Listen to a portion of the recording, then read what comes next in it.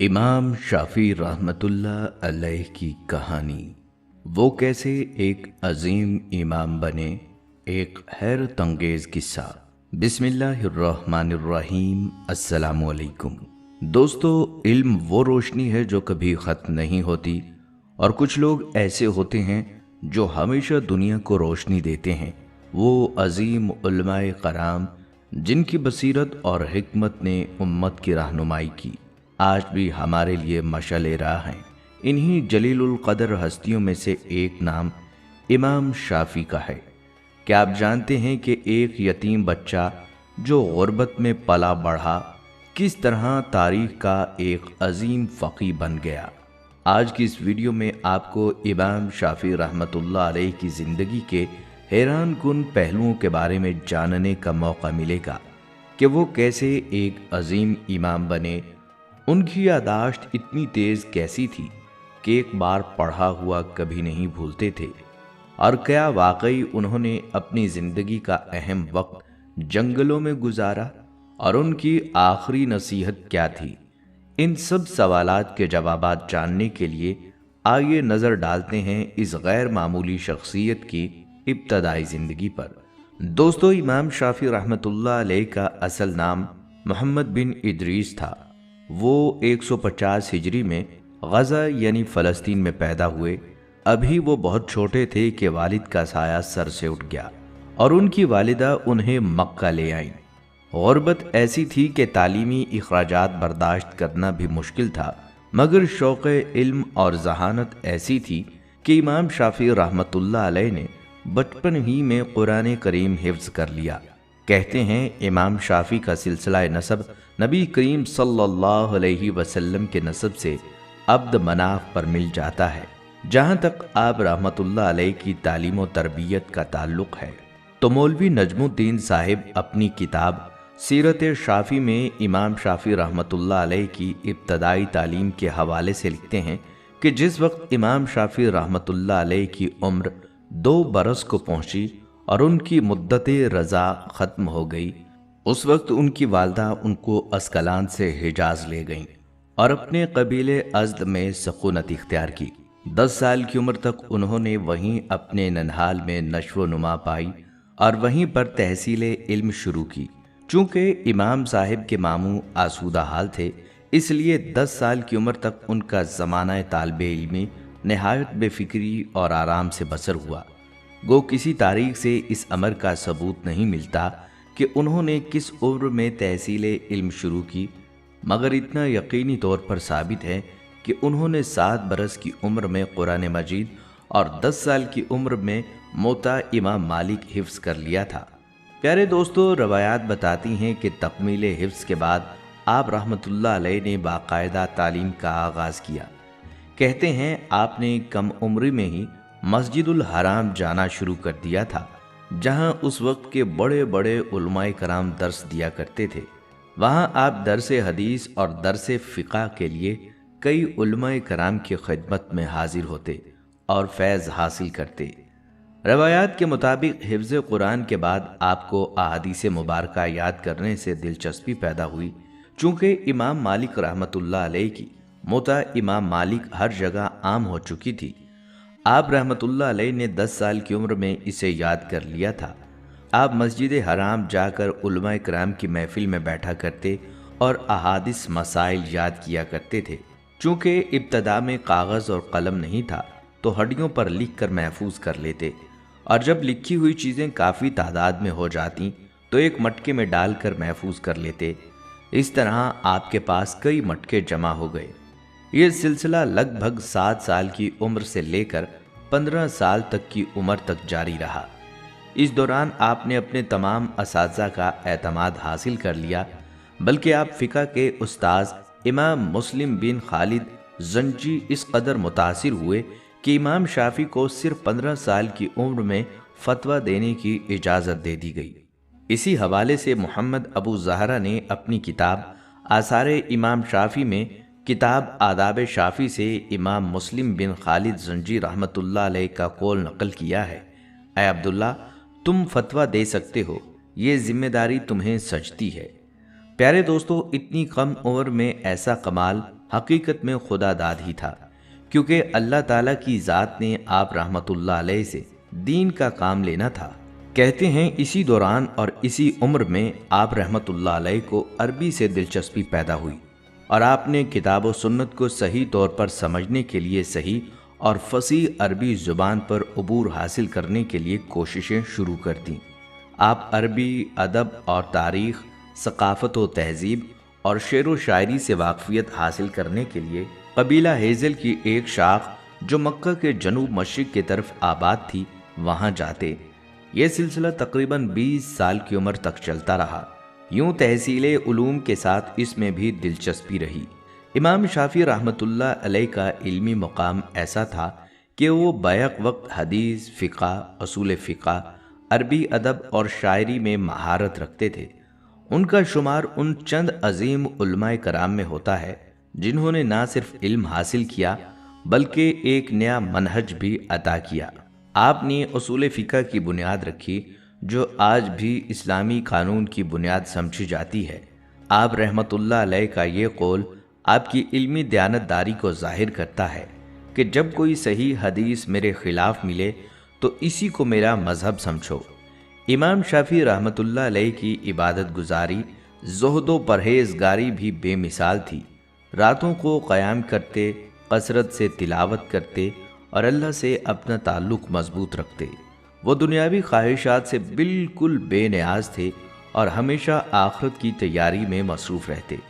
آپ کا تقوی ایسا تھا کہ فرماتے ہیں دنیا ایک سرائے ہے جس میں آدمی ایک لمحہ ٹھہرتا ہے اور پھر آگے بڑھ جاتا ہے۔ یہاں پر دوستو امام شافعی کی ذہانت کے حوالے سے اگر بات کی جائے تو امام شافعی رحمت اللہ علیہ کی غیر معمولی یادداشت ایک حیرت انگیز نعمت تھی جس نے انہیں فقہ، حدیث اور دیگر علوم میں بے نیاز بنا دیا۔ وہ جو بھی ایک بار پڑھتے وہ ہمیشہ کے لیے ان کے ذہن میں محفوظ ہو جاتا۔ ان کی اس غیر معمولی قوت حافظہ کا ذکر کئی روایات میں ملتا ہے اور خود انہوں نے بھی اپنی یادداشت کی تیزی کا راز بیان کیا۔ ایک موقع پر امام شافعی رحمت اللہ علیہ نے فرمایا کہ ان کی یادداشت فطری طور پر بہت تیز تھی، مگر انہوں نے اسے مزید مضبوط کرنے کے لیے کچھ اصولوں پر سختی سے عمل کیا۔ ان کا کہنا تھا گناہوں سے اجتناب یادداشت کی تیزی کا سب سے بڑا ذریعہ ہے۔ وہ فرماتے ہیں میں نے اپنے استاد محترم سے یادداشت کی تیزی کے بارے میں شکایت کی تو انہوں نے مجھے گناہوں سے بچنے کی نصیحت کی اور کہا علم ایک نور ہے اور اللہ کا نور گنہگار کو نہیں دیا جاتا۔ یہی وجہ تھی کہ امام شافعی رحمت اللہ علیہ نے ہمیشہ پاکیزگی اور تقوی کی زندگی گزاری۔ وہ نظر کی حفاظت کرتے، فضول باتوں سے اجتناب کرتے اور ہمیشہ اللہ کی یاد میں مصروف رہتے۔ اس کے علاوہ وہ علم حاصل کرنے کے لیے ایک خاص طریقہ کار اپناتے تھے جس کی بدولت ان کی یادداشت مزید مضبوط ہو جاتی۔ وہ ہمیشہ مکمل توجہ اور اخلاص کے ساتھ مطالعہ کرتے، بار بار دہرائی کرتے اور جو کچھ پڑھتے اس پر غور و فکر کرتے۔ ان کی اس عادات کی وجہ سے جو بات ایک بار ان کے ذہن میں آ جاتی وہ کبھی محو نہ ہوتی، بلکہ ان کی غذائی عادات بھی یادداشت کی بہتری میں اہم کردار ادا کرتی تھیں۔ وہ ہمیشہ ہلکی اور حلال غذا کھاتے، زیادہ کھانے سے اجتناب کرتے اور سادہ زندگی گزارتے۔ ان کا معمول تھا کہ وہ رات کے آخری حصے میں قیام اللیل کرتے اور اس وقت میں علم کی برکت کے لیے دعا کرتے جو ان کی یادداشت کو مزید طاقتور بنا دیتا۔ یہی وہ عوامل تھے جن کی بدولت امام شافعی رحمت اللہ علیہ کی یادداشت ناقابل یقین حد تک مضبوط تھی، اور وہ جو کچھ ایک بار پڑھ لیتے وہ ہمیشہ کے لیے ان کے ذہن میں نقش ہو جاتا۔ ان کی زندگی ہمیں سکھاتی ہے کہ علم کے لیے اخلاص، گناہوں سے پرہیز، توجہ، محنت اور دعا سب سے اہم عناصر ہیں جو کسی بھی انسان کی یادداشت اور علم میں برکت کا باعث بن سکتے ہیں۔ دوستو امام شافعی کا ایک قصہ بہت مشہور ہے۔ تاریخ میں لکھا ہے کہ امام احمد بن حنبل اپنے گھر والوں سے اکثر امام شافعی کے علم و فضل اور تقوی و پرہیزگاری کے بارے میں کثرت سے بیان کیا کرتے تھے۔ ایک دن امام احمد بن حنبل رحمۃ اللہ علیہ نے امام شافعی کو اپنے گھر آنے کی دعوت دی۔ امام شافعی تشریف لائے اور رات کا کھانا تناول فرما کر مہمانوں کے کمرے کا رخ کیا اور فوراً ہی بستر پر لیٹ گئے۔ امام احمد بن حنبل کی صاحبزادی نے صبح اپنے والد محترم سے عرض کیا ابا جان، کیا یہ وہی امام شافعی ہیں جن کے متعلق آپ ہمیں بکثرت بتایا کرتے ہیں؟ امام احمد حنبل رحمۃ اللہ علیہ نے فرمایا، ہاں۔ تو صاحبزادی نے عرض کیا، میں نے ان میں 3 ایسی باتیں دیکھی ہیں جن پر مجھے تعجب ہوا۔ امام احمد نے پوچھا، کون کون سی؟ بیٹی نے کہا کہ پہلی یہ، جب ہم نے رات کا کھانا دسترخوان پر لگایا تو انہوں نے خوب پیٹ بھر کر تناول فرمایا۔ دوسری یہ کہ کھانا تناول فرما کر وہ مہمانوں کے کمرے میں تشریف لے گئے اور بستر پر لیٹ گئے۔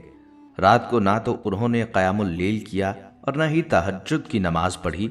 اور تیسری بات یہ کہ فجر کی نماز بغیر وضو کے پڑھی۔ پانی کا جو لوٹا ان کے وضو کے لیے رکھا گیا تھا اس کو انہوں نے ہاتھ تک نہیں لگایا۔ امام احمد بن حنبل نے بیٹی کی تنقید بھری گفتگو سنی تو امام شافعی سے ان 3 امور سے متعلق استفسار چاہا۔ امام شافعی رحمۃ اللہ علیہ نے فرمایا، اے احمد، میں نے زیادہ کھانا اس لیے تناول کیا کیونکہ مجھے یقین ہے کہ آپ کا کھانا حلال روزی سے ہے اور آپ کریم بھی ہیں، اور کریم کا کھانا علاج ہوتا ہے جبکہ بخیل کا کھانا مرض ہوتا ہے۔ اور میں نے آسودہ ہونے کے لیے زیادہ کھانا نہیں کھایا، بلکہ میرے زیادہ کھانے کی وجہ یہ ہے کہ آپ کے کھانے سے اپنا علاج کروں۔ جہاں تک بات یہ ہے کہ میں نے قیام اللیل یعنی تہجد نہیں کیا، تو دراصل جب میں نے اپنا سر تکیے پر سونے کے لیے رکھا تو رسول اللہ صلی اللہ علیہ وسلم کی بعض احادیث میرے ذہن میں آ گئیں۔ میں نے ان پر غور و فکر شروع کیا اور ان سے 72 فقہی مسائل کا استنباط کیا جن سے مسلمان استفادہ کر سکتے ہیں۔ اس لیے مجھے قیام اللیل کی فرصت نہ ملی۔ اور جہاں تک بغیر وضو کے نماز پڑھنے کی بات ہے تو سنو، خدا کی قسم میں پوری رات جاگتا رہا۔ نیند میری آنکھوں سے مکمل دور رہی اور تجدید وضو کی ضرورت نہیں پڑی۔ یہی وجہ ہے کہ میں نے عشاء کے وضو سے ہی فجر کی نماز پڑھی۔ یہ تھی ائمہ سلف کی پاکیزہ زندگیوں کی ایک جھلک۔ بلکہ امام شافعی رحمۃ اللہ علیہ نہ صرف علم و فضل اور تقوی میں ممتاز تھے، بلکہ ان کی حلم و بردباری بھی بے مثال تھی۔ وہ دوسروں کے سخت رویے، اختلاف اور ناپسندیدہ باتوں کو صبر و تحمل سے سنتے اور ہمیشہ حکمت و دانائی سے جواب دیتے۔ ان کا طرز عمل اس بات کی عملی مثال تھا کہ علم جتنا بڑھتا ہے، انسان کی عاجزی اور تحمل بھی اتنا ہی زیادہ ہوتا ہے۔ ایک مرتبہ ایک شخص نے ان کے سامنے سخت لہجے میں اختلاف کیا اور بے جا اعتراضات کیے، مگر امام شافعی رحمۃ اللہ علیہ نے غصے میں آنے کی بجائے نرمی اختیار کی اور مسکرا کر فرمایا، اگر تم سچ کہہ رہے ہو تو اللہ مجھے معاف کرے، اور اگر جھوٹ کہہ رہے ہو تو اللہ تمہیں معاف کرے۔ یہ جواب سن کر وہ شخص حیران رہ گیا اور شرمندگی محسوس کرنے لگا۔ امام شافعی رحمۃ اللہ علیہ کی یہی بردباری تھی کہ مخالفین بھی آخرکار ان کے اخلاق کے معترف ہو جاتے تھے۔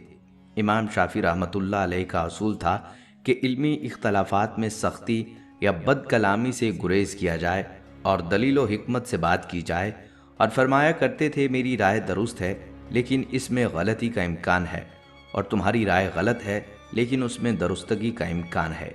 اس قول سے ظاہر ہوتا ہے کہ وہ ہمیشہ انصاف اور حقیقت کی تلاش میں رہتے اور کسی پر اپنی رائے زبردستی مسلط نہیں کرتے تھے۔ ان کے صبر و تحمل کا ایک اور واقعہ یہ ہے کہ ایک مرتبہ کسی نے سخت الفاظ میں ان پر اعتراض کیا، لیکن امام شافعی رحمۃ اللہ علیہ نے نہایت نرمی سے جواب دیا، اگر میں غلطی پر ہوں تو مجھے نصیحت کرو، اگر تم غلطی پر ہو تو میں تمہارے لیے دعا کرتا ہوں کہ اللہ تمہیں ہدایت دے۔ یہ الفاظ ان کی علمی وسعت، عاجزی اور اعلیٰ اخلاق کی بہترین مثال ہیں۔ امام شافعی رحمۃ اللہ علیہ کی حلم و بردباری کا یہ عالم تھا کہ وہ دشمنوں کو بھی معاف کر دیتے اور فرمایا کرتے تھے، جو شخص تمہیں برا کہے اسے معاف کر دو، کیونکہ معاف کرنا سب سے بڑی فتح ہے۔ یہی وجہ تھی کہ ان کے مخالفین بھی بالآخر ان کی بردباری کے قائل ہو جاتے تھے۔ ان کی زندگی اس حقیقت کا ثبوت ہے کہ بڑے لوگ اختلاف کو صبر، حکمت اور عفو کے ذریعے حل کرتے ہیں۔ امام شافعی رحمۃ اللہ علیہ کی حلم و بردباری ہمیں سکھاتی ہے کہ حقیقی عالم وہی ہوتا ہے جو اپنے علم کے ذریعے دوسروں کے دل جیتے، نہ کہ سختی اور شدت پسندی سے لوگوں کو بدسن کرے۔ آج کے دور میں جب اختلافات نفرت میں بدل جاتے ہیں، امام شافعی رحمۃ اللہ علیہ کی یہ صفات ہمارے لیے مشعل راہ ہیں کہ ہم بھی نرمی، صبر اور تحمل کے ساتھ علمی گفتگو کریں اور ہر حال میں حلم کا مظاہرہ کریں۔ دوستو، آپ کو بتاتے چلیں کہ اس بات پر اختلاف پایا جاتا ہے کہ امام شافی رحمۃ اللہ علیہ کی عمر قبیلہ ہیزل میں رہنے تک 18 سال تھی یا 20 سال، لیکن غالب رائے یہی ہے کہ آپ رحمۃ اللہ علیہ 18 برس کے تھے تو قبیلہ ہیزل سے مدینہ میں امام مالک کے خدمت میں حاضر ہوئے۔ چونکہ امام مسلم بن خالد زنجی رحمۃ اللہ علیہ کی مجلس میں امام مالک کا ذکر بار بار ہوا کرتا تھا، اس بنا پر آپ رحمۃ اللہ علیہ کو امام مالک رحمۃ اللہ علیہ سے حدیث سننے کا شوق پیدا ہوا۔ امام مالک رحمۃ اللہ علیہ کی خدمت میں جانے سے پہلے آپ رحمۃ اللہ علیہ نے 2 کام کیے۔ پہلا تو یہ کہ آپ نے موطا امام مالک کو زبانی یاد کر لیا، دوسرا یہ کہ امیر مکہ سے خطوط لکھوائے اور مدینہ پہنچ کر والی مدینہ کو پیش کیے۔ پیارے دوستو، روایات بتاتی ہیں کہ والی مدینہ امام مالک رحمۃ اللہ علیہ کی خدمت میں حاضر ہوئے، دوسرا یہ کہ امیر مکہ سے خطوط لکھوائے اور مدینہ پہنچ کر والی مدینہ کو پیش کیے۔ پیارے دوستو، روایات بتاتی ہیں کہ والی مدینہ امام شافی رحمۃ اللہ علیہ کے ساتھ امام مالک رحمۃ اللہ علیہ کی خدمت میں حاضر ہوئے، جیسا کہ کتاب حیات امام شافی رحمۃ اللہ علیہ میں مصنف لکھتے ہیں کہ جب امام شافی رحمۃ اللہ علیہ امام مالک رحمۃ اللہ علیہ سے ملے تو اپنے استاد کی چٹھی پیش کی۔ امام مالک رحمۃ اللہ علیہ نے چٹھی پڑھ کر پھینک دی اور غصہ فرمایا، کیا سرکار دو عالم نبی صلی اللہ علیہ وسلم کا یہ علم چٹھیوں کی سفارش پر پڑھنا چاہتے ہو؟ یہ تو مطلق صادق پر موقوف ہے اور طلب صادق ہی اس کی سفارش ہے۔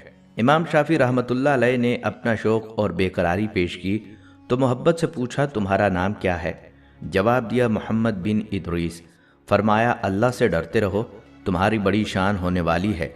پھر امام مالک رحمۃ اللہ علیہ سے کہا، ٹھیک ہے، تم کل آنا اور اپنے ساتھ ایسے آدمی کو لانا جو تمہارے لیے موطا پڑھے۔ امام شافی رحمۃ اللہ علیہ نے کہا، میں خود اس کی قرات کروں گا۔ چنانچہ میں امام صاحب کے حلقہ درس میں شامل ہو کر موطا زبانی پڑھا کرتا تھا اور کتاب میرے ہاتھ میں ہوتی تھی۔ بعض اوقات امام صاحب کی ہیبت سے پڑھنا بند کر دیتا تھا تو پڑھنے کی فرمائش کرتے تھے۔ اسی طرح میں نے چند دنوں میں موطا پڑھ لی۔ دوستو، روایات بتاتی ہیں کہ آپ رحمۃ اللہ علیہ امام صاحب کی وفات تک مدینہ میں مقیم رہے۔ امام مالک رحمۃ اللہ علیہ کی وفات کے بعد آپ رحمۃ اللہ علیہ واپس مکہ تشریف لے آئے اور یہاں آپ کو فکر معاش دامن گیر ہوئی۔ چنانچہ سوچا کہ اب کوئی ایسا کام کرنا چاہیے جس سے کھانا پینا میسر ہو سکے اور ضروریات زندگی پوری کی جا سکیں۔ اس حوالے سے کتاب حیات امام شافی میں مصنف لکھتے ہیں کہ اتفاق کی بات اسی زمانے میں والی یمن حجاز میں آیا۔ بعض قریشیوں سے اس نے شافی کی سفارش کی، چنانچہ وہ انہیں اپنے ساتھ لے گیا۔ اس واقعے کو بیان کرتے ہوئے شافی رحمۃ اللہ علیہ کہتے ہیں کہ اس وقت میری والدہ کے پاس اتنے روپے نہیں تھے کہ میں سر و سامان سفر باہم پہنچا سکتا۔ جب میں یمن پہنچا تو میں نے باقاعدہ کام شروع کر دیا اور والی کی طرح امور سر انجام دینے لگا۔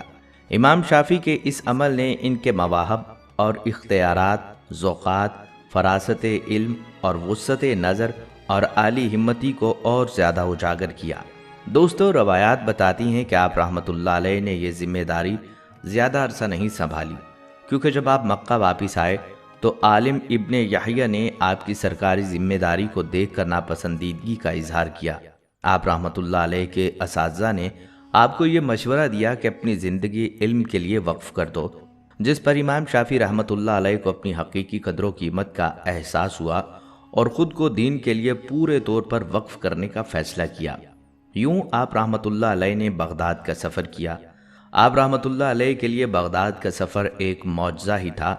یہ دور چونکہ عباسیوں کا تھا، اس دور میں علوی تحریک سر اٹھا رہی تھی، جس پر عباسیوں نے ان کا سر کچلنے کا فیصلہ کیا۔ ہارون رشید نے حکم دیا ان تمام شرپسندوں کو زنجیر میں جکڑ کر لایا جائے۔ والی یمن چونکہ ایک ظالم شخص تھا اور امام شافی حق پسند، آپ کو دیکھنا بھی گوارا نہیں کرتا تھا۔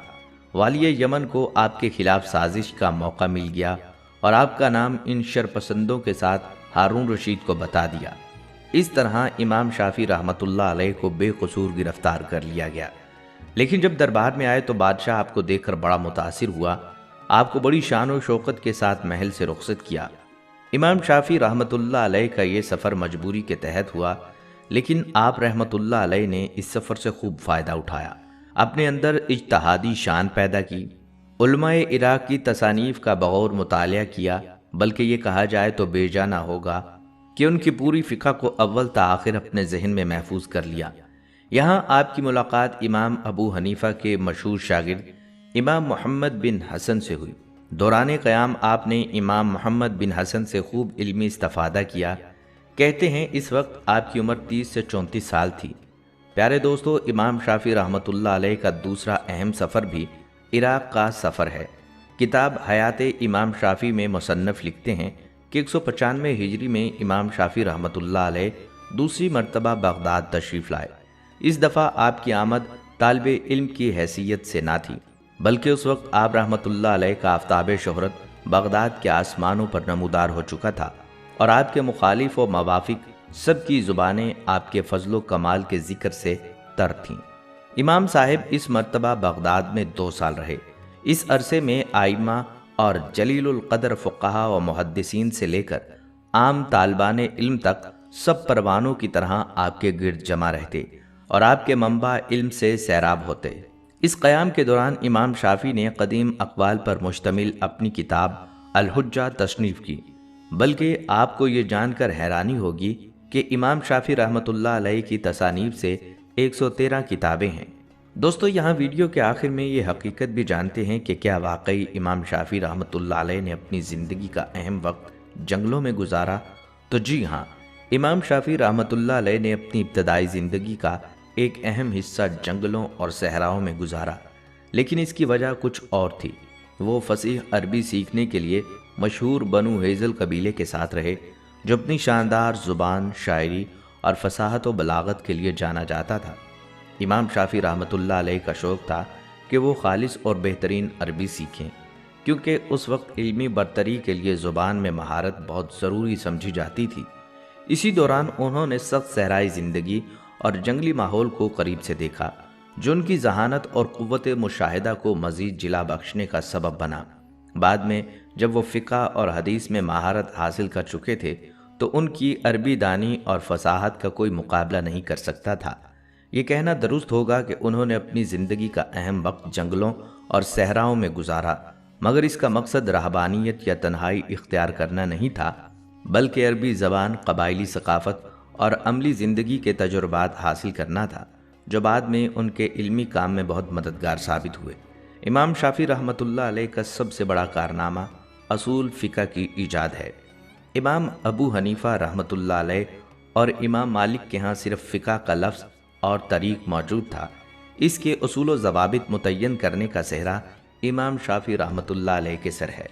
فن کی شکل میں سب سے پہلے آپ رحمۃ اللہ علیہ نے اس کی بنیاد رکھی۔ دوستو، امام شافعی رحمۃ اللہ علیہ کی زندگی کا آخری باب بھی آزمائش اور صبر کی ایک مثال تھا۔ وہ زندگی کے آخری ایام میں ایک تکلیف دہ بیماری میں مبتلا ہو گئے تھے، جو دن بدن شدید ہوتی گئی۔ روایت کے مطابق وہ ایک ایسی بیماری میں مبتلا ہوئے جس کے باعث انہیں مسلسل جسمانی تکلیف کا سامنا تھا۔ اس بیماری نے ان کے جسم کو کمزور کر دیا تھا، لیکن ان کے حوصلے اور صبر میں کبھی کمی نہیں آئی۔ وہ ہمیشہ قضاء و قدر پر راضی رہنے والے شخص تھے اور اس تکلیف کو بھی اللہ کی رضا کا ذریعہ سمجھ کر صبر کے ساتھ برداشت کرتے رہے۔ جب ان کی بیماری شدت اختیار کر گئی اور وہ بستر علالت پر آ گئے تو ان کے شاگرد اور چاہنے والے ان کے گرد جمع ہو گئے۔ ہر کوئی افسردہ تھا اور ہر آنکھ اشک بار تھی۔ کسی کو یقین نہیں آ رہا تھا کہ وہ ہستی جو ہمیشہ علم و حکمت کے چراغ روشن کرتی تھی، اب آخری سفر پر روانہ ہونے والی ہے۔ اسی دوران امام شافعی رحمۃ اللہ علیہ نے اپنی کمزور آواز میں آخری نصیحت فرمائی، جو رہتی دنیا تک امت مسلمہ کے لیے مشعل راہ بنی رہے گی۔ انہوں نے فرمایا، اے اللہ، میں اس دنیا سے جا رہا ہوں، تیرے فضل و کرم کا طلبگار ہوں اور تیرے عفو درگزر کا امیدوار ہوں۔ یہ سن کر مجلس میں سناٹا چھا گیا۔ جو لوگ ہمیشہ سے ان سے علم سیکھتے تھے، آج وہ خاموش کھڑے تھے۔ کچھ کی آنکھوں میں آنسو تھے اور کچھ ہاتھ اٹھا کر دعا کر رہے تھے۔ پھر وہ لمحہ آیا جب امام شافعی رحمۃ اللہ علیہ اس دنیا کو ہمیشہ کے لیے الوداع کہہ گئے۔ روایات کے مطابق امام شافعی رحمۃ اللہ علیہ نے 204 ہجری میں مقدس دن جمعہ کی رات کو مصر میں وفات پائی، اور اس وقت آپ کی عمر 54 سال تھی۔ آپ رحمۃ اللہ علیہ کا جنازہ امیر مصر نے پڑھایا۔ آپ کو مصر کے شہر قاہرہ میں سپرد خاک کیا گیا۔ آج ان کا مزار قاہرہ میں موجود ہے۔ دعا کیجیے کہ اللہ تعالی ہمیں اپنے بزرگان دین اور اسلاف کی زندگیوں سے سبق سیکھنے کی توفیق عطا فرمائے، آمین یا رب العالمین۔ پیارے دوستوں اور میری بہنوں، ہمیں امید ہے کہ آپ کو یہ ویڈیو اچھی لگی ہوگی۔ اگر آپ کو یہ ویڈیو مفید ثابت ہوئی ہے تو اسے لائک کیجئے اور اپنے دوستوں کے ساتھ بھی شیئر کیجئے تاکہ وہ بھی اس سے فائدہ اٹھا سکیں۔ اگلی ویڈیو تک کے لیے اجازت دیجئے، اللہ حافظ۔